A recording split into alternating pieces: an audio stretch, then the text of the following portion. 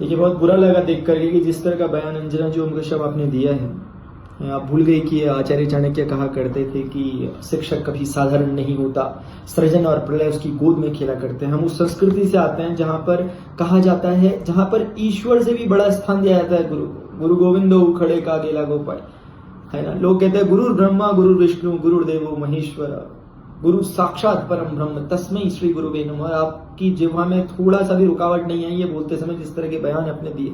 Online शिक्षकों की अगर हम बात करें ना, एक बहुत बड़ा, मैं कहूंगा लोकतंत्र का चौथे स्तंभ का काम वो कर रहे हैं सही मायनों में। शिक्षक ऑनलाइन जो आजकल के कार्य कर रहे हैं, डेमोक्रेटाइज किया उन्होंने एजुकेशन को, कम से कम मूल्य पर वो शिक्षा को पहुंचा पा रहे हैं लोगों तक।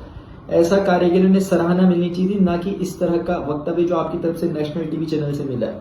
एक छठी क्लास का बच्चा भी जानता है कि क्या बात बोलनी चाहिए दो लोगों के सामने, क्या नहीं बोलनी चाहिए। आप लाखों करोड़ों जनसंख्या के आगे बोल रहे हैं, अपना बयान दे रहे हैं, क्या आपको अंदाजा भी है आपने बोला क्या इस बात का?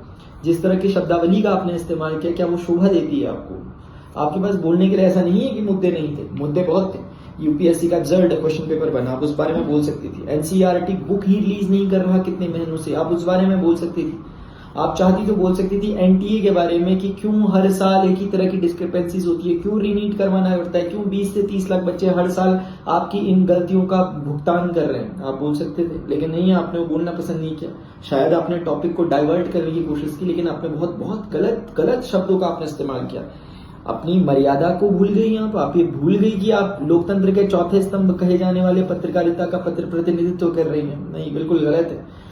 आपने सार्वजनिक रूप से माफी मांगनी चाहिए, न केवल शिक्षकों से बल्कि उनके स्टूडेंट से, उनके शिक्षार्थियों से भी, क्योंकि उनकी भावनाओं को भी आपने आहत किया है। क्योंकि ऑनलाइन शिक्षक आकर आपको पता है 12-12, 15-15 घंटे की मैराथन लेते हैं कंटिन्यूअसली लाइव और बिना टेलीप्रॉम्प्टर के। ये